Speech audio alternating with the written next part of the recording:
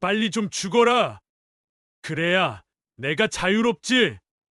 밤 11시 유방암 투병 3년째인 62살 정숙의 귓가에 들려온 남편의 잔혹한 속삭임. 40년간 헌신적인 남편이라 믿었던 교회 장로인 태준이가 미정이라는 45살 여자와 나누는 대화였습니다. 장례 치르면 바로 집도 제 이름으로 바꾸세요.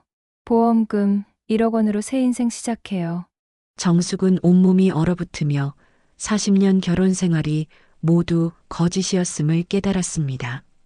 침대에 누운 채 죽은 척하며 모든 대화를 들어야 했던 그 순간 배신감과 절망감이 심장을 찢어 놓았지만 동시에 복수심도 타오르기 시작했습니다. 과연 죽음의 문턱에 선 정숙이 이 절망적인 상황을 뒤집을 수 있을까요? 오늘 이야기 시작 전에 여러분의 한 번 클릭이 제게 큰 응원이 됩니다. 구독과 좋아요 부탁드립니다.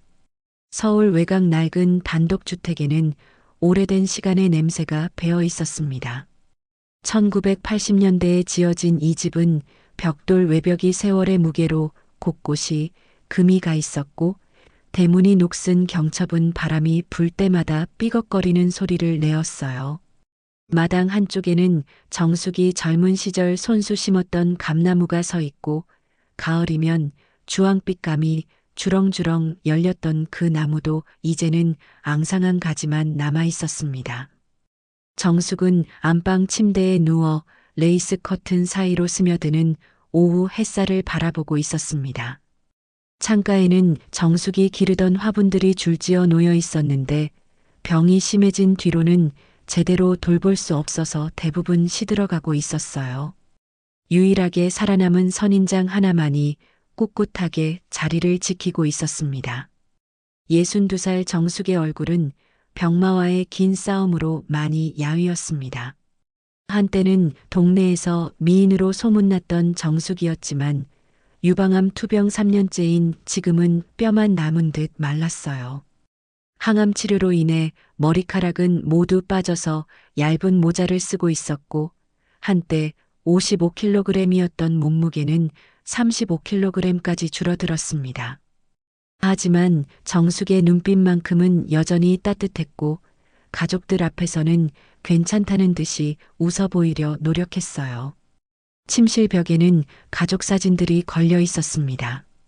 결혼 당시의 사진에서 정숙과 태주는 행복해 보였고 아이들이 어렸을 때 찍은 가족 사진들에는 웃음이 가득했어요. 하지만 최근 몇 년간 찍은 사진은 거의 없었습니다. 정숙은 그 사진들을 바라보며 깊은 한숨을 쉬었어요. 여보, 오늘 교회 장로회 모임은 어땠나요? 정숙이 거실에서 신문을 보고 있는 남편 태준에게 물었습니다. 목소리를 내는 것조차 힘들었지만 남편과 대화를 나누고 싶었어요. 태준은 62살로 정숙과 동갑이었지만 건강한 몸에 단정한 외모로 교회에서 존경받는 장로였습니다. 태준은 회색 정장을 말끔히 차려입고 있었는데 나이에 비해 젊어 보였어요. 규칙적인 운동으로 몸매를 유지하고 있었고 새치 하나 없는 검은 머리카락은 정성스럽게 빗어 넘겼습니다. 금태 안경을 쓴 모습은 여전히 근엄하고 위험 있어 보였어요. 교회에서는 태준 장로님이라 불리며 많은 사람들의 존경을 받고 있었습니다. 별일 없었어. 푹 쉬어. 태준의 대답은 언제나처럼 짧고 무심했습니다. 신문에서 눈을 떼지도 않은 채 건성으로 대답했어요. 정숙이 아파하기 시작한 뒤로 태주는 점점 더 말수가 적어졌고 집에 있는 시간도 현저히 줄어들었습니다. 교회 일이라며 새벽부터 밤늦게까지 나가는 날이 많아졌고 정숙과 눈을 마주치는 것조차 피하려는 듯 했어요. 정숙은 혼자서 천천히 침대에서 일어나려 했습니다. 다리에 힘이 없어서 몇 번이나 실패했지만 결국 벽을 짚고 간신히 일어섰어요. 걸을 때마다 어지러워서 벽에 기대야 했지만 남편에게 도움을 청하지는 않았습니다. 태준에게 부담이 될까봐 아니면 무시당할까봐 두려웠어요. 복도를 걸어 거실로 나오는데 10분이나 걸렸습니다. 예전에는 몇 초면 될 거리였는데 이제는 마라톤을 뛴 것처럼 숨이 차고 어지러웠어요. 태주는 정숙이 힘겹게 걸어오는 모습을 곁눈질로 보고 있었지만 도와주려 하지 않았습니다. 마치 보지 않는 척하는 것 같았어요. 큰딸 수진이가 오늘 저녁에 온다고 했어요. 오랜만에 가족들이 함께 저녁을 먹을 수 있겠네요. 정숙의 목소리에는 간절한 기대감이 섞여 있었습니다. 수지는 38살로 대기업에 다니는 과장이었는데 바쁜 업무 때문에 한 달에 한두 번 정도만 집에 올 수 있었어요. 둘째 아들 민수는 부산에서 의사로 일하고 있어서 더 드물게 얼굴을 볼 수 있었습니다. 태주는 여전히 신문에서 눈을 떼지 않은 채 무뚝뚝하게 대답했습니다. 나는 저녁 약속이 있어. 교회 성교회 모임이야. 정숙의 얼굴에 스쳐가는 실망감을 태주는 보지 않았습니다. 아니, 보려 하지 않았다는 표현이 더 맞을 것 같았어요. 최근 들어 가족 모임보다는 교회 일을 더 중요하게 생각하는 것 같았습니다. 정숙은 깊은 한숨을 쉬며 부엌으로 향했습니다. 부엌 식탁 위에는 복용해야 할 약들이 종류별로 정리되어 있었어요. 항암제, 진통제, 소화제까지 하루에 먹어야 하는 약이 20알이 넘었습니다. 냉장고를 열어보니 텅 비어 있었어요. 태주는 요즘 집에서 밥을 거의 먹지 않아서 장을 볼 필요가 없었던 것 같았습니다. 그래도 딸 수진이 오는 날이니까 뭔가 해주고 싶었어요. 정숙은 냉동실에 있던 재료들로 수진이 어릴 때 좋아했던 된장찌개를 끓이기 시작했습니다. 양파를 썰면서 정숙은 눈물이 났는데 그것이 양파 때문인지 아니면 다른 이유 때문인지 스스로도 확신할 수 없었어요. 내가 살아온 세월이 이대로 끝나도 되는 걸까요? 정숙은 창밖을 바라보며 혼잣말을 했습니다. 마당의 감나무는 여전히 그 자리에 서 있었지만 정숙의 마음속에는 깊은 외로움과 허무함만 자라나고 있었어요. 40년 가까운 결혼 생활 동안 남편을 내조하고 아이들을 키우며 살아왔는데 정작 자신이 아플 때는 이렇게 홀로 있어야 하는 현실이 서글펐습니다. 저녁 6시 정각 수진이 직장에서 바로 왔는지 검은색 정장 차림으로 현관문을 열고 들어왔습니다. 키가 165cm 정도로 단정한 외모의 수진은 어머니를 닮아 온화한 인상이었어요. 엄마, 많이 아프세요? 얼굴이 더 야위신 것 같은데요. 병원에는 제대로 다니고 계세요? 수진의 목소리에는 진심 어린 걱정이 가득했습니다. 괜찮다, 수진아. 엄마가 내가 좋아하는 된장찌개 끓였어. 어서 손 씻고 와라. 정숙은 딸 앞에서만큼은 밝게 웃으려 노력했습니다. 하지만 수진은 어머니의 강요된 미소 뒤에 숨겨진 깊은 아픔과 외로움을 느낄 수 있었어요. 어머니의 손등에는 항암 주사 자국이 선명했고 목소리도 많이 약해져 있었습니다. 아버지는 어디 가셨어요? 수진이 둘러보며 물었습니다. 교회 일로 나가셨단다. 요즘 정말 바쁘셔서 집에 계실 시간이 별로 없어. 정숙의 대답에는 깊은 체념이 묻어났습니다. 수진은 어머니의 표정에서 뭔가 더 복잡한 감정을 읽었지만 더 이상 묻지는 않았어요. 모녀는 둘이서 조용히 저녁을 먹었습니다. 정숙은 딸과 함께 보내는 이 시간이 너무나 소중하고 감사했어요. 수진은 직장 이야기, 친구들 근황 등을 들려주며 어머니를 즐겁게 해드리려 했습니다. 하지만 정숙의 식사량은 몇 숟가락에 그쳤어요. 밤 9시 수진이 내일 일찍 출근해야 해서라며 아쉬워하면서 돌아간 후 정숙은 혼자 거실에 앉아 있었습니다.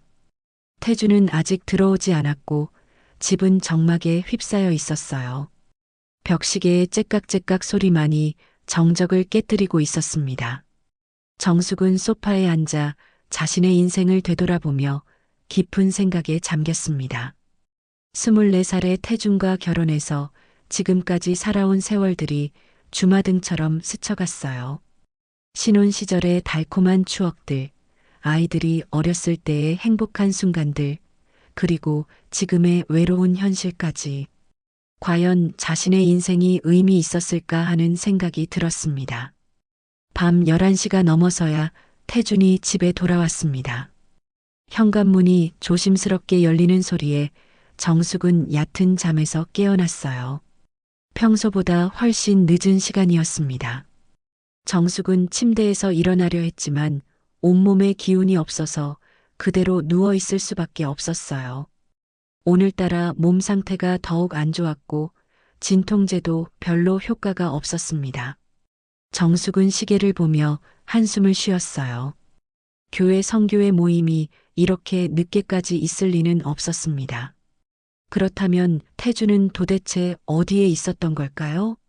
최근 들어 이상하게 늦게 들어오는 날이 잦아졌고 집에서도 휴대폰을 손에서 놓지 않았어요. 예전에는 휴대폰에 별 관심이 없던 태준이었는데 말입니다. 태준은 거실에서 신발을 벗으며 누군가와 전화 통화를 하고 있었습니다. 목소리를 최대한 낮추고 있었지만 병으로 인해 예민해진 정숙의 청각에는 모든 소리가 또렷하게 들려왔어요. 응, 잘 들어왔어. 정숙이는 벌써 잠든 것 같고 태준의 목소리에는 평소 정숙에게 하던 차가운 톤과는 완전히 다른 다정하고 부드러운 느낌이 섞여 있었습니다. 정숙은 가슴이 두근거리기 시작했어요. 이상한 예감이 스쳐갔습니다. 태준이 누구와 통화하고 있는 걸까요? 교회 사람들과는 이렇게 달콤하게 말하지 않았는데요. 정숙은 숨소리조차 죽이며 귀를 기울였습니다. 안방 문이 살짝 열려 있어서 거실 소리가 비교적 잘 들렸어요. 미정아, 내일은 좀 일찍 볼 수 있을 것 같아. 정숙이 상태가 더 안 좋아져서 병원에 가야 할 것 같거든. 태준의 말에 정숙은 머리를 한 대 얻어맞은 듯한 충격을 받았습니다. 미정이라는 여자와 만나고 있다는 것도 놀랍지만 자신의 병을 핑계로 삼고 있다는 사실이 더욱 충격이었어요. 정숙의 심장은 미친 듯이 뛰기 시작했습니다. 혈압이 급격히 올라가는 느낌이었어요. 하지만 들키면 안 된다는 본능적인 생각에 꼼짝 않고 누워 있었습니다. 손가락 끝까지 떨렸지만 꾹 참았어요. 태준의 통화는 계속되고 있었습니다. 응, 나도 보고 싶어. 이런 식으로 몰래 만나는 것도 이제 한계야. 정숙이만 없으면 우리가 이렇게 숨어 다닐 필요도 없을 텐데. 태준의 목소리가 점점 작아졌지만 정숙에게는 천둥 소리처럼 들렸습니다. 40년 가까운 결혼 생활에서 한 번도 의심해 본 적이 없었던 남편이 다른 여자와 불륜을 저지르고 있었던 것입니다. 정숙은 온몸이 얼어붙는 것을 느꼈어요. 지금까지 자신을 헌신적으로 돌봐주는 남편이라고 생각했는데 사실은 자신이 짐이라고 여기고 있었던 것입니다. 가슴이 찢어질 듯 아팠지만 더 듣고 싶었어요. 진실이 무엇인지 정확히 알아야 했습니다. 통화가 끝난 후 태주는 조용히 화장실로 들어갔습니다. 샤워하는 소리가 들려왔어요. 정숙은 온몸이 떨렸지만 꾹 참고 있었습니다. 눈물이 흘렀지만 소리내어 울 수도 없었어요. 베개를 꽉 물고 흐느껴 울었습니다.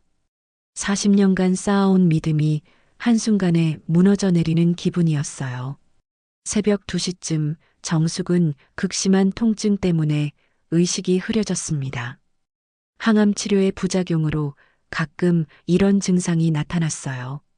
머리가 깨질 듯 아프고 메스꺼움이 밀려왔습니다. 온몸에 식은땀이 흘렀고 호흡도 가빠졌어요. 정숙은 반쯤 정신을 잃은 채로 침대에 누워 있었습니다. 바로 그때였습니다. 태준이 누군가와 다시 통화를 하는 소리가 들려왔어요. 이번에는 거실이 아니라 부엌에서 하고 있었는데 정숙이 의식을 잃었다고 생각했나 봅니다. 하지만 정숙의 의식은 희미하면서도 청각만은 더욱 예민해져 있었어요. 빨리 좀 죽어라, 정말. 이렇게 오래 끌 줄 몰랐네. 그래야 내가 자유롭지. 태준의 목소리가 차갑고 잔혹하게 울려 퍼졌습니다. 정숙은 전신에 얼음물을 끼얹은 듯한 충격을 받았어요. 남편이 자신의 죽음을 간절히 바라고 있다니 차라리 꿈이었으면 좋겠다는 생각이 들었습니다. 통화 상대방은 분명히 미정이었습니다. 오빠, 그런 무서운 말씀 마세요. 정말 그러실 건 아니잖아요. 미정의 목소리가 들려왔는데 45세 정도로 보이는 나이에 비해 교성스럽고 어리광스러운 톤이었어요. 마치 20대처럼 말하고 있었습니다. 무서울 게 뭐가 있어. 어차피 얼마 안 남았잖아. 의사가 6개월 정도라고 했는데 벌써 3개월이 지났어. 이제 정말 얼마 안 남았다고. 태준의 말에 정숙은 가슴이 찢어지는 듯 했습니다. 의사는 정숙에게 직접적으로 시한부 진단을 내리지 않았는데 태준은 이미 모든 것을 알고 있었던 것입니다. 더욱 충격적인 것은 태준이 마치 카운트다운이라도 하듯이 남은 시간을 계산하고 있다는 사실이었어요. 정숙은 자신이 남편에게 있어서 제거해야 할 장애물에 불과하다는 것을 깨달았습니다. 미정의 목소리가 다시 들려왔습니다. 그래도 좀 그렇네요. 그런데 장례 치르면 바로 집도 제 이름으로 바꿀 수 있는 거죠? 아이들이 상속받기 전에 말이에요. 요즘 부동산 가격이 많이 올랐다던데 이 집도 꽤 값어치가 나갈 것 같아요. 미정의 계산적이고 탐욕스러운 말투에 정숙은 온몸이 차갑게 식어갔어요. 당연하지. 내가 다 준비해뒀어. 정숙이 이름으로 된 통장 3개는 이미 내가 관리하고 있고 집 명의도 곧 바꿀 수 있어. 아이들한테는 의료비로 다 썼다고 하면 돼. 암 치료비가 얼마나 비싼데 누가 의심하겠어? 태준의 목소리에는 냉철한 계산만 있을 뿐 죽어가는 아내에 대한 연민은 전혀 없었습니다. 정숙은 눈을 감은 채 모든 대화를 가슴 깊이 새기고 있었어요. 심장이 멎을 것 같았지만 동시에 분노도 치밀어 올랐습니다. 자신이 힘들게 모아둔 적금들, 시어머니께서 물려주신 땅 문서까지 모두 태준이 손에 쥐고 있었던 것입니다. 언제쯤 될 것 같아요? 오빠도 매일 연기하느라 힘드실 텐데. 교회 사람들 앞에서 헌신적인 남편 노릇하는 것도 쉽지 않을 거예요. 미정의 물음에 태준이 한숨을 쉬며 대답했습니다. 의사 말로는 길어야 3개월이야. 요즘 상태 보니까 더 빨라질 수도 있고 어제도 의식 잃을 뻔했거든. 그때까지만 좀 더 참아줘. 그 다음에는 우리가 당당하게 살 수 있어. 태준의 말에는 정숙의 고통에 대한 걱정은 전혀 없었고 오히려 빨리 끝나기를 바라는 마음만 가득했어요. 알았어요. 그런데 혹시 정숙 씨가 뭔가 눈치채면 어떻게 해요? 아이들한테 말하거나 하면. 미정의 걱정 섞인 목소리에 태준은 비웃듯 차갑게 대답했습니다. 정숙이가 뭘 알겠어. 하루 종일 진통제 먹고 혼미한 상태인데. 그리고 설령 안다고 해도 누가 믿겠어? 나는 교회 장로고 동네에서 존경받는 사람이야. 정숙이는 그냥 아픈 사람일 뿐이고 병든 사람이 하는 말을 누가 진지하게 받아들이겠어? 태준의 말에는 정숙을 완전히 우습게 보는 마음이 적나라하게 드러나 있었어요. 그렇긴 하네요. 오빠 말이 맞아요. 그런데 정말 아무도 의심 안 할까요? 미정이 다시 물었습니다. 걱정 마. 내가 얼마나 헌신적인 남편인지 모든 사람이 다 알아. 매주 교회에서 기도 요청하고 병원에도 열심히 따라다니고 완벽한 연기지. 태준의 말에 정숙은 소름이 돋았어요. 지금까지 자신을 위한 것이라고 생각했던 태준의 모든 행동이 연기였던 것입니다. 통화가 끝나고 나서 태주는 조용히 안방으로 들어왔습니다.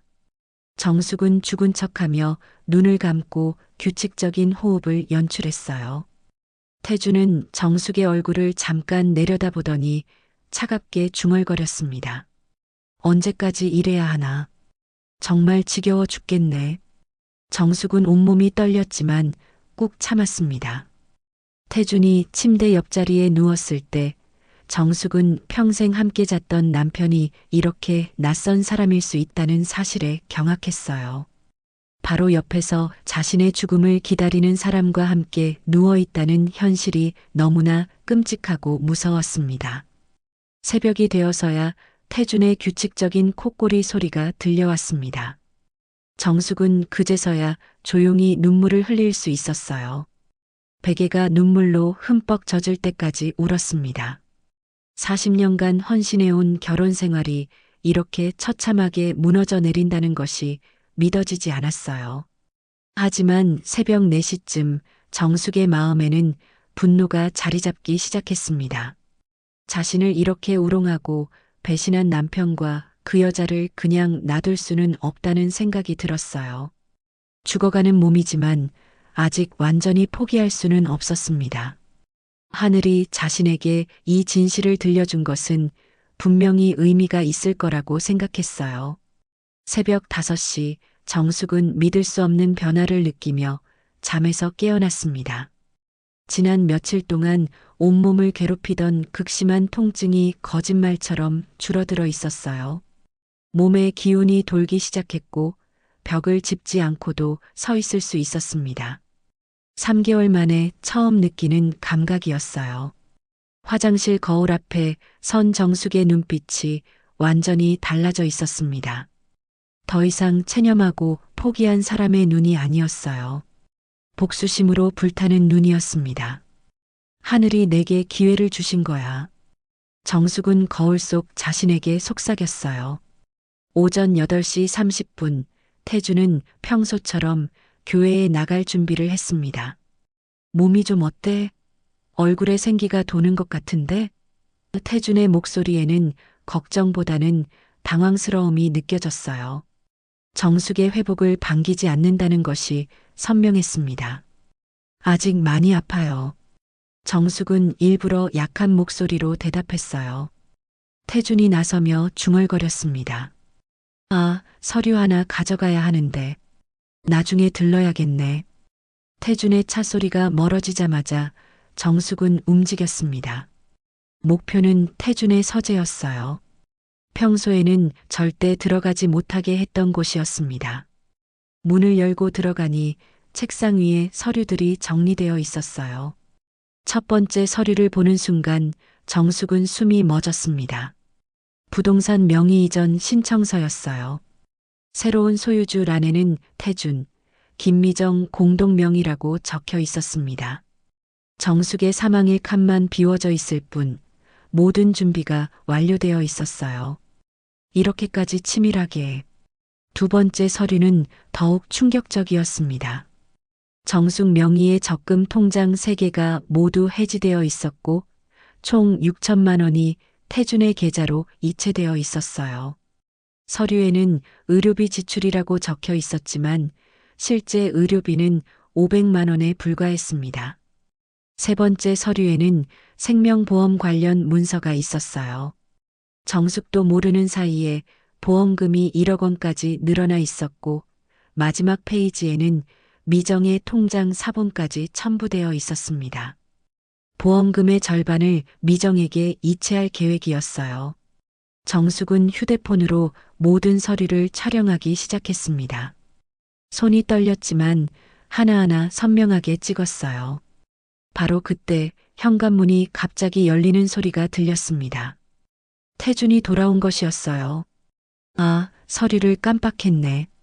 태준의 목소리가 복도에서 점점 가까워졌습니다. 정숙은 심장이 터질 듯 뛰었어요. 서둘러 서류를 정리했지만 서재에서 나갈 시간이 부족했습니다. 태준의 발걸음 소리가 들려오자 정숙은 급히 서재 앙커튼 뒤로 몸을 숨겼어요. 태준이 서재에 들어왔습니다. 어디 뒀더라? 분명히 여기 있었는데. 태준은 책상 서랍을 뒤적이며 뭔가를 찾고 있었어요. 정숙은 커튼 뒤에서 식은땀을 흘리며 숨을 죽이고 있었습니다. 태준이 한 발자국만 더 다가오면 발각될 상황이었어요. 그 순간 정숙의 휴대폰에서 알림음이 울릴 뻔했습니다. 정숙은 재빨리 무음으로 전환했지만 이미 태준이 고개를 들었어요. 누구지? 태준이 의심스러운 목소리로 중얼거렸습니다. 태준이 커튼 쪽으로 고개를 돌리려는 바로 그 순간 다행히 휴대폰이 울렸습니다. 미정에게서 온 전화였어요. 미정아? 응, 지금 집에 서류 가지러 왔어. 태준은 전화를 받으며 서재를 나갔습니다.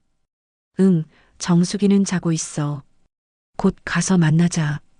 정숙은 10분 정도 더 숨어 있다가 태준이 완전히 나간 것을 확인하고 서재를 빠져나왔습니다.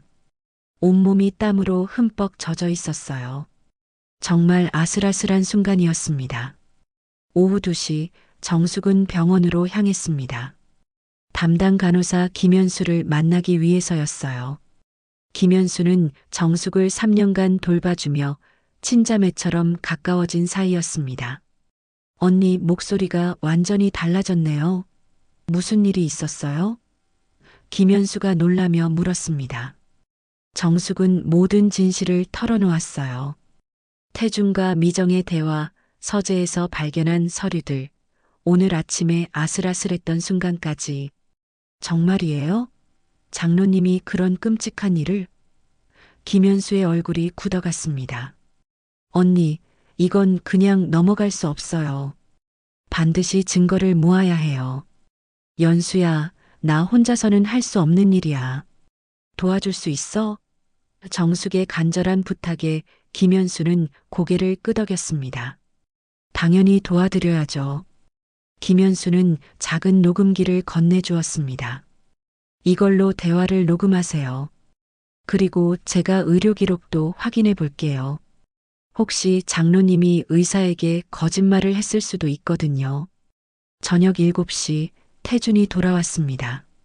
오늘 어디 갔다 왔어? 집이 비어 있더라. 태준의 목소리에는 의심이 가득했어요.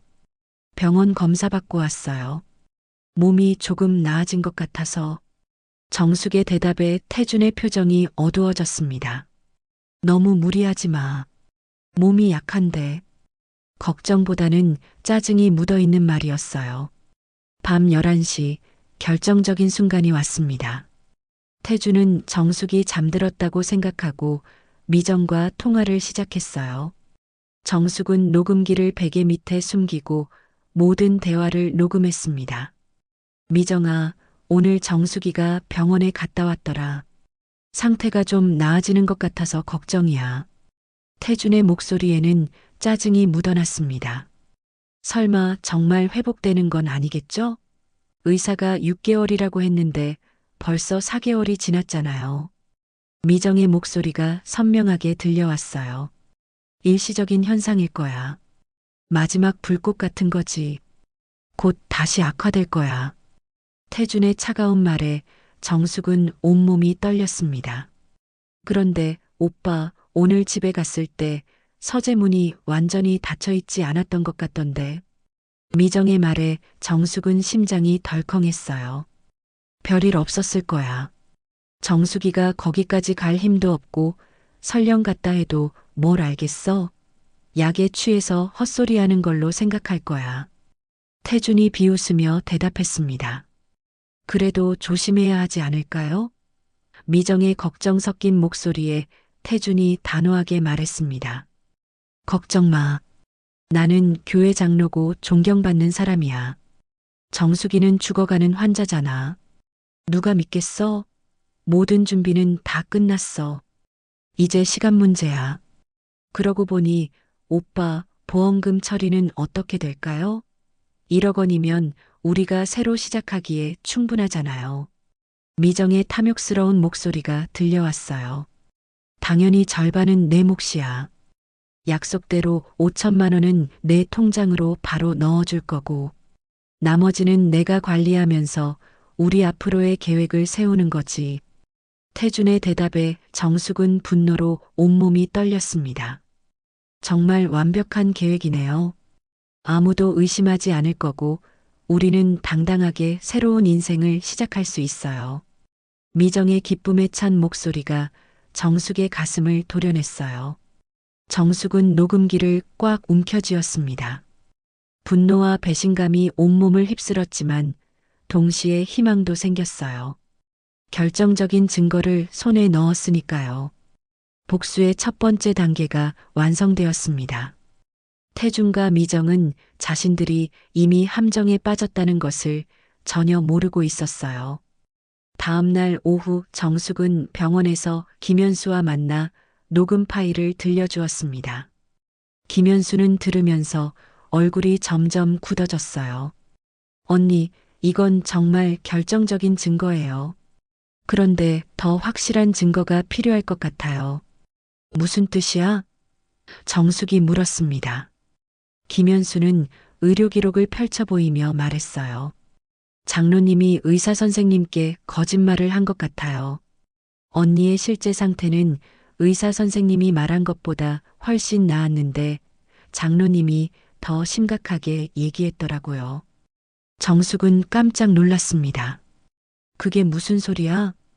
의사 선생님 말씀으로는 언니 상태가 6개월 시한부가 아니라 적절한 치료를 받으면 1년 이상도 충분히 가능하다고 하셨대요.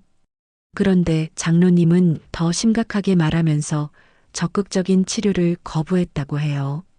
정숙은 온몸에 소름이 돋았습니다. 태준이 자신의 생명을 인위적으로 단축시키려 했다는 뜻이었어요. 그럼 내가 더 일찍 죽게 하려고. 네, 그런 것 같아요. 언니, 우리 더 적극적으로 대응해야 해요. 그날 저녁 정숙은 집에 일찍 돌아가서 태준이 오기를 기다렸습니다. 평소보다 더 아픈 척하며 침대에 누워 있었어요. 오후 6시쯤 현관문이 열리는 소리가 들렸는데 태준의 발걸음과는 달랐습니다. 더 가벼우면서 하이힐 소리가 섞여 있었어요. 여보, 나왔어.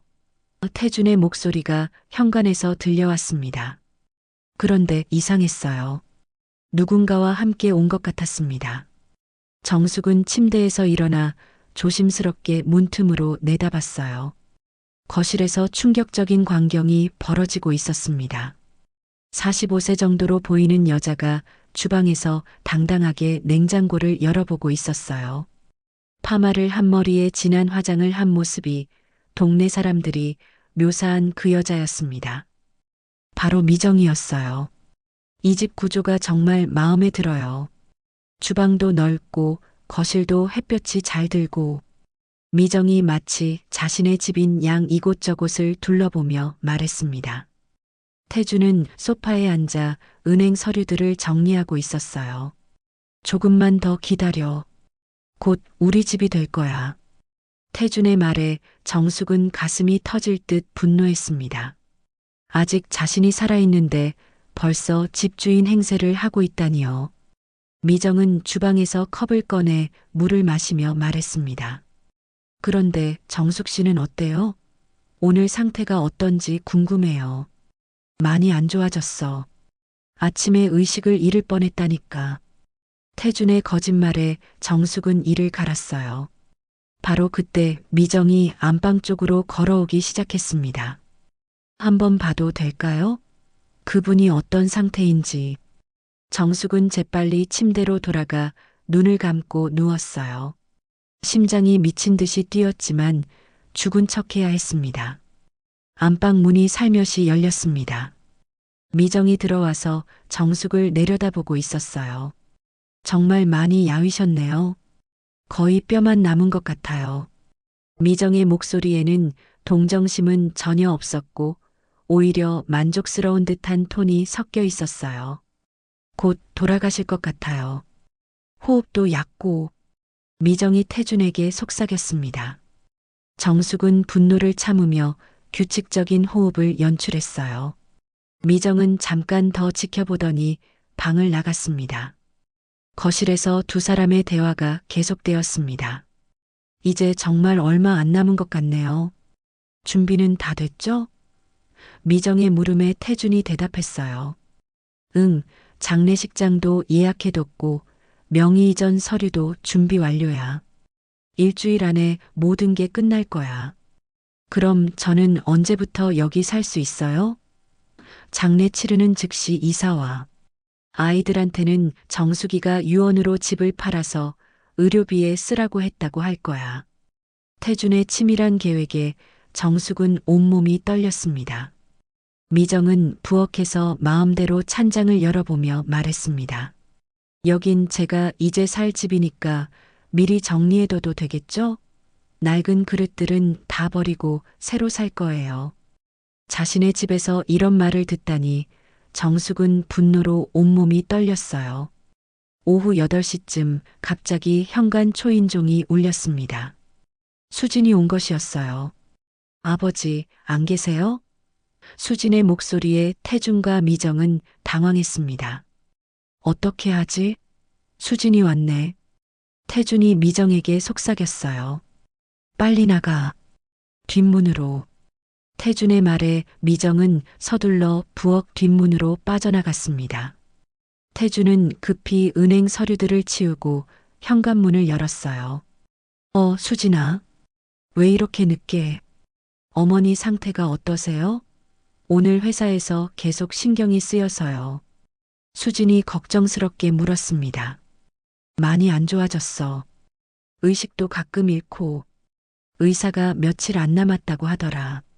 태준의 거짓말에 수진의 얼굴이 창백해졌어요. 수진이 안방으로 들어왔을 때 정숙은 진짜로 눈을 뜨고 딸을 맞았습니다. 수진아. 정숙의 목소리는 실제로도 많이 약해져 있었어요. 하지만 수진을 보니 반가워서 눈물이 났습니다. 엄마, 많이 아프세요? 수진이 정숙의 손을 잡으며 물었습니다. 정숙은 수진에게 진실을 말하고 싶었지만 아직 때가 아니었어요. 더 확실한 증거를 모은 후에 말해야 했습니다. 괜찮다. 수진아, 내가 와서 고마워. 정숙은 딸의 손을 꼭 잡았어요. 그때 거실에서 태준의 목소리가 들려왔습니다. 수진아, 엄마가 피곤하실 테니까 오늘은 일찍 가는 게 어때? 수진은 30분 정도 더 있다가 돌아갔습니다. 엄마, 내일 또 올게요. 아프시면 바로 연락하세요. 수진이 나간 후 정숙은 다시 죽은 척하며 누워 있었어요. 태준은 수진이 완전히 나간 것을 확인하고 미정에게 전화했습니다. 다 갔어. 다시 와도 돼. 30분 후 미정이 다시 나타났어요. 이번에는 더욱 당당했습니다. 아까 딸분이 오셔서 놀랐어요. 혹시 의심하는 거 아닐까요? 미정의 걱정에 태준이 고개를 저었어요. 아니야, 수진이는 아무것도 몰라. 나를 존경하는 딸이거든. 미정은 이번에는 안방까지 들어와서 정숙의 옷장을 뒤지기 시작했습니다. 이 옷들도 다 낡았네요. 정리해야겠어요. 자신의 옷장을 뒤지는 미정을 보며 정숙은 분노가 극에 달했어요. 아, 그리고 오빠. 이 반지 예쁘네요. 미정이 정숙의 결혼 반지를 보며 말했습니다. 그거 말고 다른 거 하나 사주지. 태준의 말에 미정이 웃었어요. 고마워요. 하지만 이것도 기념품으로 가져도 될까요? 정숙은 40년간 끼고 있던 결혼 반지를 미정이 탐내는 것을 보며 더 이상 참을 수 없었습니다. 하지만 꾹 참고 계획을 세웠어요. 내일은 더 적극적으로 행동할 때였습니다. 밤 11시 미정이 돌아간 후 정숙은 녹음기를 확인했습니다. 오늘의 모든 대화가 선명하게 녹음되어 있었어요. 미정이 집을 점검하고 자신의 물건들을 탐내는 것까지. 이제 증거는 충분했습니다. 정숙은 속으로 다짐했습니다. 내가 죽은 줄 알았지? 이제부터 진짜 싸움이 시작이야. 너희들이 40년 세월을 우습게 본 대가를 치르게 해주겠어. 다음 날 오전 정숙은 태준이 교회에 나간 사이 결심을 굳혔습니다. 이제 더 적극적으로 움직여야 할 때였어요. 김현수에게서 받은 정보에 따르면 태준이 정숙 명의로 대출까지 받았다는 사실을 알게 되었거든요. 집을 담보로 5천만 원을 대출받아서 미정과의 새 출발 자금으로 쓸 계획이었습니다. 이제 가만히 있을 수 없어. 정숙은 옷을 챙겨 입으며 중얼거렸어요. 오늘 목표는 은행에 직접 가서 자신의 계좌 현황을 확인하고 태준이 만든 서류들의 진위를 파악하는 것이었습니다. 은행에 도착한 정숙은 창구 직원에게 자신의 모든 계좌 내역을 요청했습니다. 적금 해지 내역도 모두 확인하고 싶어요. 직원이 서류를 출력해주는 동안 정숙의 심장은 두근거렸어요. 결과는 예상보다 더 충격적이었습니다. 정숙 명의로 된 계좌 6개가 모두 해지되어 있었고 총 8천만 원이라는 거액이 태준의 계좌로 이체되어 있었어요. 게다가 집을 담보로 한 대출 5천만 원도 정숙이 직접 신청한 것으로 되어 있었습니다. 이 서명, 제가 한 게 아닌데요? 정숙이 대출 서류를 보며 말했습니다. 하지만 서명은 정숙의 것과 너무 흡사했어요. 태준이 오랜 기간 연습해서 위조한 것이 분명했습니다. 고객님, 혹시 기억이 안 나시는 건 아닐까요? 몸이 많이 아프셔서. 직원의 말에 정숙은 분노가 치밀었지만 꾹 참았어요. 대신 모든 서류를 복사해달라고 요청했습니다. 은행에서 나온 정숙은 태준의 또 다른 계좌가 있는 다른 은행으로 향했습니다. 김현수가 알려준 정보에 따르면 태준이 미정과 공동 명의로 만든 계좌가 있다고 했거든요. 두 번째 은행에서 정숙은 더 큰 충격을 받았습니다. 태준과 미정의 공동 계좌에는 1억 2천만 원이라는 거액이 들어 있었어요. 정숙의 전 재산과 대출금, 그리고 앞으로 받을 보험금까지 계산한 금액이었습니다. 이 계좌는 언제부터 운용되고 있나요? 정숙이 물었습니다. 6개월 전부터 정기적으로 입금되고 있네요. 직원의 대답에 정숙은 소름이 돋았어요. 태준이 자신의 병이 악화되기 시작한 바로 그때부터 계획을 세우고 있었던 것입니다. 오후 2시쯤 정숙은 집으로 돌아왔습니다. 현관에서 태준의 신발이 보였어요. 평소보다 일찍 돌아온 것 같았습니다. 정숙은 조용히 집 안으로 들어갔는데 태준이 서재에서 누군가와 통화하고 있었어요. 응, 정숙이 오늘 은행에 갔다 왔다는 소리를 들었어. 무슨 일인지 확인해 봐야겠어. 태준의 목소리가 불안하게 떨리고 있었습니다. 은행 직원 중 누군가가 태준에게 연락한 것 같았어요. 정숙은 가슴이 뛰었지만 이미 늦었습니다. 태준이 통화를 끝내고 서재에서 나오고 있었거든요. 당신, 어디 갔다 왔어? 태준의 목소리가 평소와 달리 차갑고 의심스러웠습니다. 병원, 검사 받으러 갔다 왔어요. 정숙이 대답했지만 태준의 눈빛이 날카로워졌어요. 병원? 은행에 갔다고 들었는데? 태준이 한 걸음씩 정숙에게 다가왔습니다. 정숙은 등이 벽에 닿을 때까지 뒤로 물러났어요. 무슨 소리예요? 당신이 우리 계좌 확인했다며? 뭘 알아낸 거야? 태준의 목소리가 점점 커졌습니다. 아무것도 몰라요. 정숙이 부들부들 떨며 말했지만 태준은 이미 눈치를 챈 상태였어요. 거짓말하지 마. 당신이 뭘 알고 있는지 다 알아. 태준이 갑자기 정숙의 가방을 빼앗았습니다. 가방 안에는 은행에서 받은 서류들이 들어 있었어요. 태준이 서류를 보는 순간 얼굴이 창백해졌습니다. 당신, 벌써 이런 걸 알아냈군. 당신이 내 돈을 다. 정숙이 떨리는 목소리로 말하려는 순간 태준이 정숙의 손목을 거칠게 붙잡았습니다. 살아난 게 불행일 줄 알아라. 태준의 목소리는 지금까지 들어본 것 중 가장 차가웠어요. 아파. 놓아줘요. 정숙이 비명을 질렀지만 태준은 더 세게 잡았습니다. 6개월 전부터 계획한 일을 당신 따위가 감히 망치려 해. 조용히 죽어주면 되는 걸 왜 자꾸 방해를 해? 태준은 순간 정숙을 밀쳤습니다. 몸이 약해진 정숙은 균형을 잃고 바닥에 쓰러졌어요. 머리를 바닥에 부딪혀서 정신이 하얗게 나갔습니다. 으아. 정숙의 신음소리가 거실에 울려 퍼졌어요. 당신이 아무리 발버둥 쳐도 소용없어. 이미 모든 게 끝났다고. 태준이 쓰러진 정숙을 내려다보며 차갑게 말했습니다. 그 순간 현관문이 갑자기 열렸어요. 엄마 왔어요. 수진의 밝은 목소리가 들려왔습니다. 회사에서 일찍 나와서 어머니를 보러 온 것이었어요.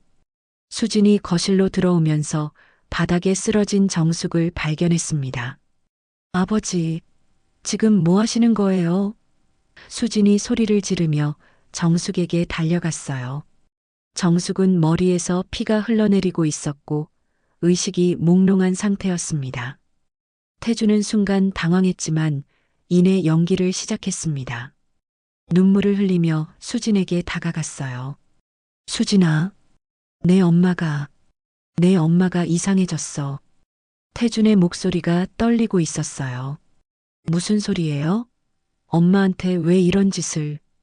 수진이 화를 내려는 순간 태준이 더 큰 소리로 울기 시작했습니다. 내 엄마가 자꾸 환상을 봐. 나랑 다른 여자가 어떻고, 미정이라는 사람이 어떻고, 계속 모함을 해. 그게 뭐라고 엄마를 이렇게. 수진이 말하려던 순간 정숙이 희미하게 눈을 떴습니다. 수진아, 아빠가 나를. 정숙이 가느다란 목소리로 말하려 했어요. 봐, 또 시작했지? 약물 부작용으로 헛것을 보는 거야. 의사가 그럴 수 있다고 했어. 태준이 재빨리 말했습니다. 내 엄마가 넘어진 건 어지러워서 그런 거고 내가 부축하려다가.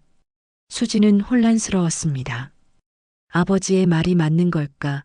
아니면 어머니가 정말 뭔가 이상한 일을 당한 걸까? 엄마, 정신 차리세요. 무슨 일이에요? 정숙은 딸에게 진실을 말하고 싶었지만 머리가 너무 아팠어요. 게다가 태준이 바로 옆에서 노려보고 있어서 말하기가 두려웠습니다. 수진아, 나는 괜찮다. 병원에 가야 해요. 머리에서 피가 나고 있잖아요. 수진이 119에 전화하려 했지만 태준이 막았어요. 괜찮아. 작은 상처야. 내가 응급처치 해줄게. 태준은 정숙이 병원에 가서 의사에게 진실을 말할까봐 두려웠던 것입니다. 수진은 어쩔 수 없이 아버지의 말에 따랐지만 마음 한구석에는 의심이 자리 잡았어요. 그날 밤 정숙은 침대에 누워서 천장을 바라보며 생각했습니다. 이제 태준이 자신을 의심하고 있다는 것을 알았어요.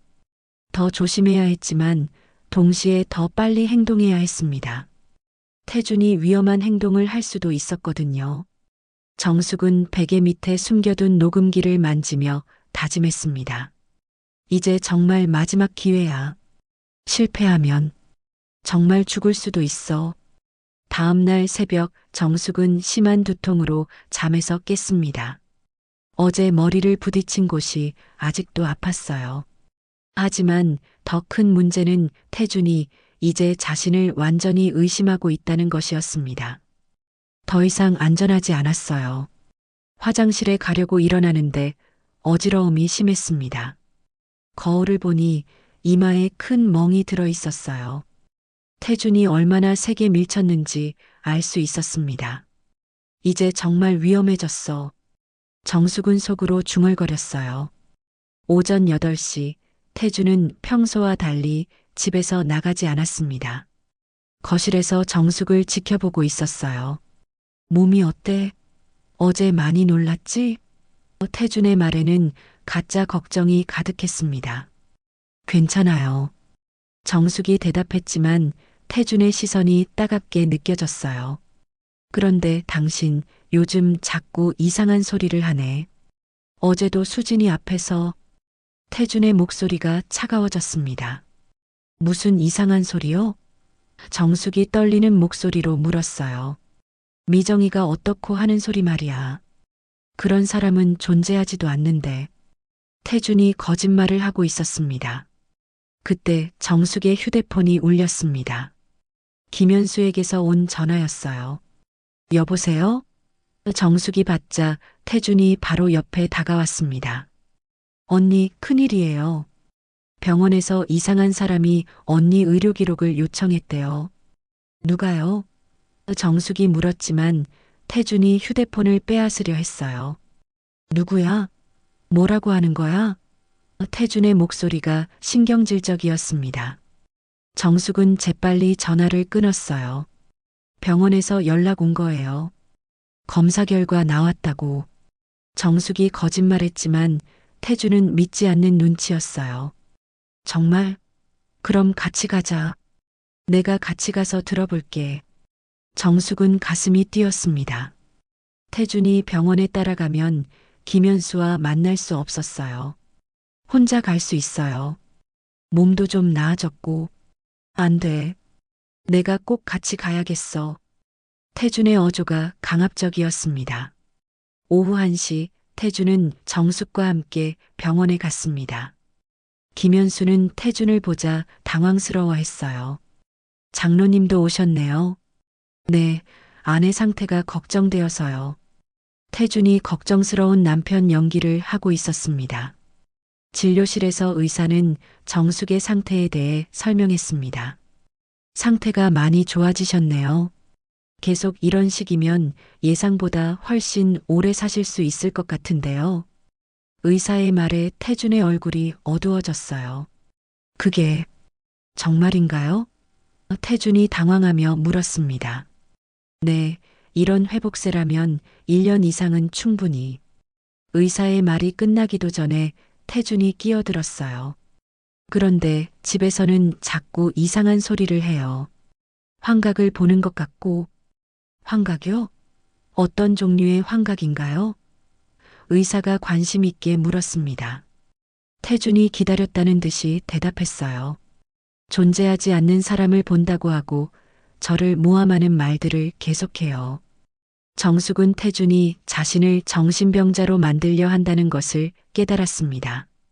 그런 적 없어요. 저는 멀쩡해요. 정숙이 항변했지만 태준이 한숨을 쉬며 말했어요. 봐요, 또 그러네요. 의사는 잠깐 생각하더니 말했습니다. 항암제 부작용으로 가끔 그런 증상이 나타날 수 있어요. 하지만 심각한 수준은 아닌 것 같고. 심각해요, 정말로. 어제는 넘어져서 머리까지 다쳤거든요. 태준이 정숙의 이마 멍을 의사에게 보여주었어요. 이것도 환각 때문에 혼자 넘어진 거예요. 정숙은 분노가 치밀어 올랐지만 참아야 했습니다. 병원에서 나온 후 태준은 정숙을 집으로 데려가는 대신 다른 곳으로 향했습니다. 어디 가는 거예요? 정숙이 물었지만 태준은 대답하지 않았어요. 차는 한적한 산속도로로 들어서고 있었습니다. 여기서 내려. 태준이 차를 세우며 차갑게 말했습니다. 왜요? 여긴 어디예요? 정숙이 두려워하며 물었어요. 주변은 사람 하나 보이지 않는 깊은 산속이었습니다. 당신이 너무 많이 알고 있어. 더 이상 방해할 수 없어. 태준이 차에서 내리며 정숙의 팔을 잡아 끌었습니다. 뭘 하려는 거예요? 정숙의 목소리가 떨렸어요. 사고처럼 보이게 하려고 했는데 당신이 너무 눈치를 챘어. 태준의 눈빛이 차갑게 변했습니다. 이런 깊은 산에서 환자가 길을 잃고 쓰러져 죽는 일이 가끔 있거든. 정숙은 온몸이 얼어붙었습니다. 태준이 정말로 자신을 죽이려 한다는 것을 깨달았어요. 태준 씨, 40년을 같이 살았잖아요. 어떻게 이럴 수가. 정숙의 목소리가 절망적이었습니다. 40년? 40년 동안 당신 때문에 얼마나 답답했는지 알아? 태준이 소리를 질렀어요. 미정이를 만나고서야 진짜 사랑이 뭔지 알았다고. 당신은 그냥 의무였을 뿐이야. 태준이 정숙을 더 깊은 숲속으로 끌고 들어가기 시작했습니다. 아무도 찾을 수 없는 곳에 버려두면 며칠 안에 끝날 거야. 정숙은 필사적으로 저항했지만 힘이 없었어요. 그때 정숙의 휴대폰이 울렸습니다. 수진에게서 온 전화였어요. 태준이 당황하며 전화를 빼앗으려 했지만 정숙이 재빨리 받았습니다. 수진아. 정숙이 소리쳤어요. 엄마, 어디 계세요? 목소리가 이상한데. 수진의 걱정스러운 목소리가 들려왔습니다. 수진아, 나는 지금. 정숙이 말하려는 순간 태준이 휴대폰을 빼앗았어요. 수진아, 엄마가 또 이상해졌어. 병원에서 나와서 갑자기 산책하고 싶다고 해서. 태준이 태연하게 거짓말했습니다. 산책이요? 엄마가 그럴 상태가 아닌데요. 맞아. 그래서 내가 따라온 거야. 조금 있다가 집에 갈게. 태준이 전화를 끊어버렸습니다. 하지만 수지는 뭔가 이상하다는 것을 느꼈어요. 어머니의 목소리가 너무 절망적이었거든요. 이제 누가 방해할 사람도 없어. 태준이 정숙을 더욱 깊은 곳으로 끌고 가려 했습니다. 그때 정숙이 마지막 힘을 다해 소리를 질렀어요. 도와주세요. 살려주세요. 정숙의 절규가 산 전체에 울려 퍼졌지만 아무도 듣는 사람이 없는 것 같았습니다. 태주는 정숙의 입을 막으며 말했어요. 소리 질러도 소용없어. 여긴 아무도 안 와. 하지만 그때 멀리서 개 짖는 소리가 들려왔습니다. 등산객이 키우는 개 소리였어요. 사람이 있나 보네. 태준이 당황하기 시작했습니다. 계획이 꼬이고 있었어요. 아, 거기 누구야? 멀리서 남자 목소리가 들려왔습니다. 등산객이 정숙의 소리를 듣고 다가오고 있었어요. 태주는 급히 정숙을 놓고 말했습니다. 오늘은 운이 좋았네. 하지만 다음엔 이런 운이 없을 거야. 태주는 등산객이 오기 전에 재빨리 사라졌습니다. 정숙은 바닥에 주저앉아 울고 있었어요. 곧 등산객 아저씨가 나타나서 정숙을 발견했습니다. 아주머니, 여기서 뭐 하세요? 다치신 건 아니에요? 살려주세요. 정숙이 간신히 말했습니다. 등산객은 정숙을 119에 신고하고 병원으로 데려갔어요. 정숙은 이때야 깨달았습니다. 이제 정말 마지막 기회라는 것을. 더 이상 망설일 수 없었어요. 병원에서 수진이 달려왔을 때 정숙은 결심했습니다. 이제 모든 진실을 말할 때가 왔다고. 병원 응급실에서 수진이 정숙 곁에 앉아 있었습니다. 엄마, 도대체 무슨 일이에요? 아버지는 산책하다가 길을 잃었다고 하는데. 수진의 목소리에는 의심과 걱정이 섞여 있었어요. 정숙은 딸의 손을 꽉 잡았습니다. 수진아, 이제 모든 걸 말해야겠어. 내 아버지가 나를 죽이려 해. 정숙의 떨리는 목소리에 수진은 깜짝 놀랐어요. 엄마, 무슨 소리예요? 아버지가 왜? 들어봐, 수진아. 내 아버지는 미정이라는 여자와 바람을 피우고 있어. 그리고 내가 빨리 죽기만을 기다리고 있다고. 정숙이 간절하게 말했습니다. 수진은 믿기 어렵다는 표정이었어요. 그런 게 말이 돼요? 아버지는 교회 장로시고. 바로 그게 함정이야. 겉으로만 그런 거였어. 정숙은 휴대폰을 꺼내 수진에게 보여주었습니다. 여기 녹음된 게 있어. 내 아버지와 미정이 나누는 대화야. 수진이 녹음 파일을 재생하자 태준의 차가운 목소리가 들려왔어요. 빨리 좀 죽어라, 정말. 그래야 내가 자유롭지. 태준의 잔혹한 말에 수진의 얼굴이 창백해졌습니다. 계속해서 미정의 목소리도 들려왔어요. 보험금 1억 원이면 우리가 새로 시작하기에 충분하잖아요. 이게 정말 아버지 목소리예요? 수진이 떨리는 목소리로 물었어요. 그뿐만 아니야. 우리 집도 내 적금도 모든 걸 미정이랑 나눠 가지려고 해. 정숙은 은행 서류들을 꺼내 보여주었습니다. 8천만 원이 모두 해지되어 있고 집까지 담보로 대출받았어요. 이 서명도 위조한 거야. 정숙의 말에 수지는 분노로 주먹을 꽉 쥐었어요. 오늘 내 아버지가 나를 산에 버리려고 했어. 등산객이 나타나지 않았으면 정말 죽을 뻔했어. 정숙의 말에 수진의 분노가 폭발했습니다. 어떻게 그럴 수가 있어요? 수진은 결심한 듯이 말했습니다. 엄마, 가족회의를 하자고 해요. 민수 오빠도 불러서 다 같이 모이는 자리에서 모든 증거를 공개하는 거예요. 이틀 후 정숙은 집에 돌아왔습니다. 태주는 평소처럼 행동하고 있었어요. 몸이 어때? 산에서 고생했지? 태준의 가식적인 걱정에 정숙은 속이 뒤틀렸습니다. 수진이가 내일 저녁에 온대요. 민수도 부산에서 올 거라고 하고. 정숙이 말하자 태준의 표정이 굳어졌어요. 갑자기 왜? 가족들이 오랜만에 모여서 식사하자고 해요.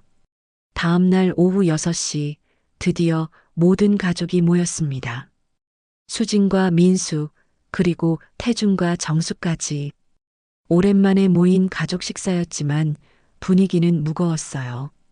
엄마 상태가 많이 안 좋다고 들었는데 민수가 걱정스럽게 물었습니다. 태준이 한숨을 쉬며 대답했어요. 응, 요즘 환각도 보고 이상한 소리도 하고 어제도 산에서 길을 잃어서. 정숙은 태준의 말을 참으며 들었습니다. 수진이 정숙과 눈을 마주치며 고개를 끄덕였어요. 가족들이 다 모였으니까 들려주고 싶은 게 있어요. 정숙이 조용히 말했습니다. 태준의 얼굴에 불안한 기색이 스쳤어요. 뭘 들려준다는 거야? 또 이상한 소리 하려는 거 아니지? 정숙은 핸드백에서 작은 녹음기를 꺼냈습니다. 여러분이 꼭 들어야 할 이야기가 있어요. 태준이 재빨리 일어나 녹음기를 빼앗으려 했지만 정숙은 이미 재생 버튼을 눌렀습니다. 빨리 좀 죽어라, 정말. 그래야 내가 자유롭지. 태준의 차가운 목소리가 거실에 울려 퍼졌습니다. 순간 공기가 얼어붙었어요. 민수는 젓가락을 떨어뜨렸습니다. 이게 뭐야? 민수가 떨리는 목소리로 물었습니다. 태준은 얼굴이 창백해지며 녹음기를 빼앗으려 했지만 수진이 막아섰어요. 계속 들어보세요, 오빠. 녹음기에서 미정의 목소리가 들려왔습니다. 장례 치르면 바로 집도 제 이름으로 바꿀 수 있는 거죠? 당연하지. 내가 다 준비해뒀어. 정숙이 이름으로 된 통장도 이미 내가 관리하고 있고. 아버지, 정말입니까? 수진의 목소리가 떨렸습니다. 태주는 발악하며 소리를 질렀어요. 그건 장난이었어. 스트레스 받아서 한 말이고. 장난으로 내 목숨을 저울질했나요? 민수가 분노하며 일어났습니다. 아버지, 이게 대체 무슨 일이에요? 엄마를 어떻게 이럴 수가 있어요? 하지만 녹음은 계속되고 있었어요. 보험금 1억 원이면 우리가 새로 시작하기에 충분하잖아요. 당연히 절반은 내 몫이야. 미정과 태준의 탐욕스러운 대화에 아이들의 분노가 극에 달했어요. 그리고 이것도 봐요. 수진이 은행 서류들을 식탁 위에 펼쳤습니다. 엄마 명의 적금 8천만 원을 모두 빼돌렸고 집까지 담보로 대출받았어요. 엄마 서명까지 위조해 가면서 미정이라는 여자와 나눠 가질 계획이었대요. 수진의 말에 민수가 서류를 집어들며 확인했어요. 정말이네요. 이 모든 게 다 계획적이었구나. 태주는 더 이상 변명할 수 없었습니다. 너희들이 뭘 알아? 40년 동안 이 집에서 얼마나 답답하게 살았는지 태준이 본색을 드러내며 소리쳤어요. 40년 동안 엄마가 아버지를 위해 얼마나 헌신했는데요. 민수가 분노로 떨며 소리쳤습니다. 병으로 고생하는 엄마를 어떻게 이럴 수가 있어요. 정숙은 조용히 일어나서 태준을 바라봤습니다. 더 이상 두렵지 않았어요. 태준 씨, 당신이 나를 죽은 사람 취급하는 동안 나는 모든 걸 다 알고 있었어요. 정숙의 목소리가 단호하게 울렸습니다. 당신의 거짓말도, 미정과의 관계도, 내 재산을 빼돌린 것도, 그리고 오늘 산에서 나를 죽이려던 것까지. 정숙의 말에 민수가 깜짝 놀랐어요. 죽이려 했다고요? 응, 깊은 산 속에 버리고 가려고 했어. 사고처럼 보이게 하려고. 정숙의 증언에 아이들은 완전히 분노했습니다. 수진이 휴대폰을 꺼내며 말했어요. 경찰에 신고해야겠어요. 잠깐, 태준이 소리쳤지만 이미 늦었습니다. 수진아, 민수야. 아빠가 잘못했어. 태준이 무릎을 꿇으며 울기 시작했어요. 미안해. 정말 미안해. 하지만 정숙의 마음은 이미 돌이킬 수 없었습니다. 죽으라고 속삭인 남편에게서 들은 말들. 이제는 내가 심판을 내리겠어요. 정숙의 목소리가 차갑게 울렸습니다. 태준은 완전히 무너져 내렸습니다. 교회에서의 명예도, 가족들의 존경도, 모든 것이 한순간에 무너지고 있었어요. 40년간 쌓아온 거짓된 삶이 드디어 끝나는 순간이었습니다. 수진이 전화를 걸기 시작했습니다. 여보세요, 경찰서죠? 정숙은 창밖을 바라보며 깊은 숨을 쉬었어요. 죽음의 문턱에서 돌아온 자신이 마침내 진실을 밝혀낸 것입니다. 경찰이 도착한 것은 수진의 신고 후 30분 뒤였습니다. 2명의 형사가 집 안으로 들어왔을 때 태준은 소파에 털썩 주저앉아 고개를 떨구고 있었어요. 40년간 쌓아올린 모든 것이 무너진 사람의 모습이었습니다. 신고 접수된 내용대로 사기와 살인미수 혐의로 조사받으셔야 합니다. 담당 형사가 차분하게 말했어요. 태준은 고개를 들지도 못했습니다. 모든 걸 자백하겠습니다. 정숙은 형사들에게 준비해둔 모든 증거를 제출했습니다. 녹음 파일, 은행 서류, 위조된 서명들까지. 이 모든 게 제 남편이 저를 죽이고 재산을 가로채려던 계획의 증거입니다. 형사가 녹음 파일을 들으며 고개를 저었어요. 이 정도면 충분한 증거가 되겠네요. 그런데 미정이라는 여성은 어디 있습니까? 태준이 떨리는 목소리로 대답했어요. 연락이 안 돼요. 아마 도망간 것 같습니다. 바로 그때 태준의 휴대폰이 울렸습니다. 미정에게서 온 문자였어요. 오빠, 너무 위험해졌어요. 저는 먼저 떠날게요. 그동안 고마웠어요. 미정은 상황이 나빠지자 태준을 버리고 도망친 것이었습니다. 태준이 문자를 보며 절망적으로 중얼거렸어요. 미정이도 나를 버렸구나. 40년을 함께한 아내는 배신했고 사랑한다던 여자마저 등을 돌린 상황에서 태준은 완전히 무너졌습니다. 태준 씨, 동행해 주시죠. 형사가 수갑을 꺼내자 태준은 저항하지 않았어요. 정숙을 바라보며 마지막으로 말했습니다. 정숙아, 미안해. 정말 미안해. 하지만 정숙은 차가운 시선으로 태준을 바라볼 뿐이었어요. 태준이 경찰서로 끌려간 후 집은 정막에 휩싸였습니다. 수진과 민수가 정숙 곁에 앉아 있었어요. 엄마, 정말 고생하셨어요. 어떻게 혼자서 이 모든 걸?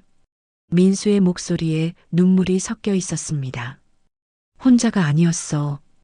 김현수 간호사가 도와줬고 하늘도 나를 도와주셨어.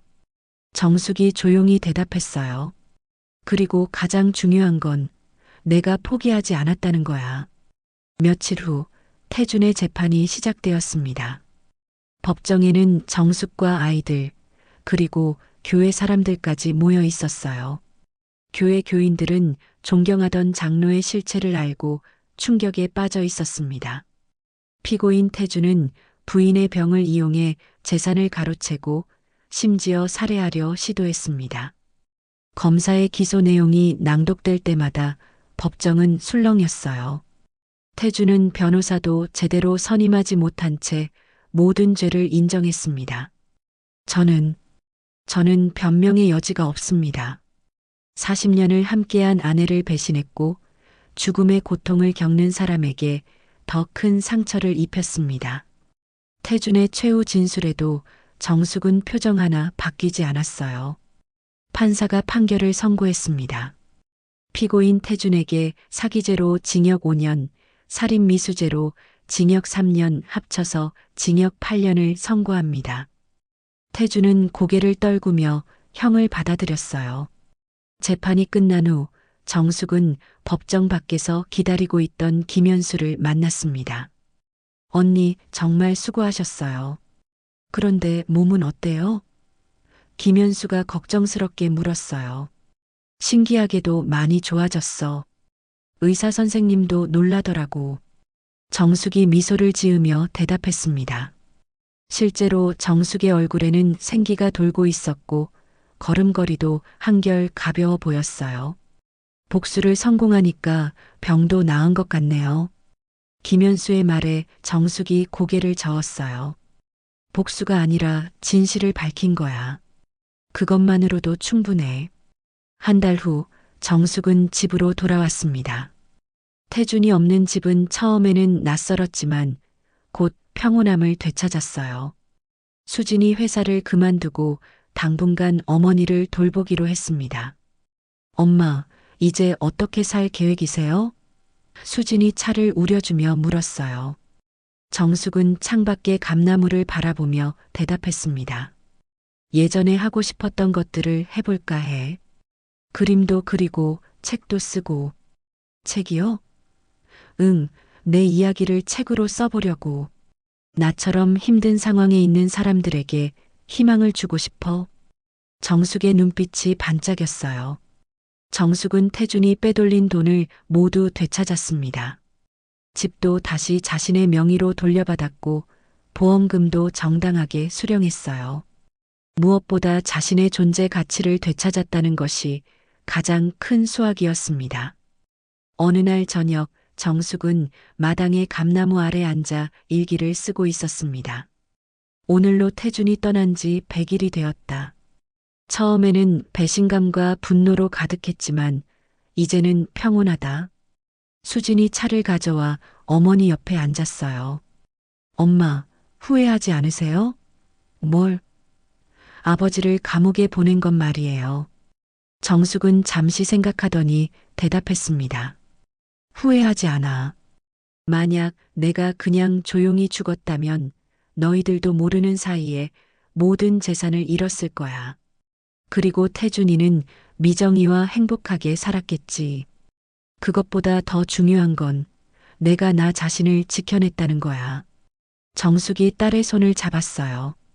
40년간 착한 아내, 희생하는 어머니로만 살았는데 마지막에는 나를 위해 싸울 수 있었어. 겨울이 지나고 봄이 왔습니다. 정숙의 감나무에 새싹이 돋기 시작했어요. 정숙도 새로운 삶을 시작했습니다. 동네 복지관에서 자원봉사를 시작했고 자신과 비슷한 상황에 있는 여성들을 상담해 주었어요. 언니, 제 남편도 바람을 피우는 것 같아요. 어떻게 해야 할까요? 상담을 받으러 온 50대 여성이 울먹이며 물었습니다. 정숙은 따뜻하게 그 여성의 손을 잡았어요. 우선 증거를 모으세요. 그리고 절대 혼자 끙끙 앓지 마세요. 주변에 도움을 청하는 것도 용기예요. 정숙의 조언에 여성이 고개를 끄덕였습니다. 여름이 되자 정숙은 자서전 쓰기를 시작했습니다. 제목은 죽음을 속삭인 남편, 아내의 선택이었어요. 김현수가 정숙의 집에 놀러와서 원고를 읽어보았습니다. 언니, 이 책 정말 많은 사람들에게 도움이 될 것 같아요. 특히 비슷한 상황에 있는 여성들에게 말이에요. 김현수의 격려에 정숙은 더욱 열정적으로 글을 썼습니다. 가을이 되자 정숙의 감나무에 주황빛감이 주렁주렁 열렸습니다. 예전보다 더 탐스럽고 달콤해 보였어요. 정숙은 수진과 함께 감을 따면서 말했습니다. 이 나무도 나이를 먹었는데 오히려 더 많은 열매를 맺네. 사람도 마찬가지인 것 같아요, 엄마. 힘든 일을 겪고 나니까 더 단단해지신 것 같아요. 수진의 말에 정숙이 웃었어요. 그날 저녁 정숙은 마지막 일기를 썼습니다. 태준이 나에게 빨리 죽어라라고 속삭였을 때 나는 정말 죽을 뻔했다. 하지만 하늘이 나에게 기회를 주셨고 나는 그 기회를 놓치지 않았다. 이제 나는 누구의 그늘도 아닌 온전한 나 자신으로 살아간다. 62살에 시작하는 새로운 인생이지만 두렵지 않다. 오히려 기대된다. 정숙이 펜을 내려놓으며 창밖을 바라봤어요. 밤하늘에는 별들이 반짝이고 있었습니다. 정숙은 그 별들을 바라보며 깊은 만족감을 느꼈어요. 죽음의 문턱에서 돌아온 자신의 삶이 이제야 진짜 시작되는 것 같았습니다. 여러분이라면 어떻게 하셨을까요? 정숙처럼 끝까지 싸우셨을까요? 댓글로 여러분의 생각을 들려주세요.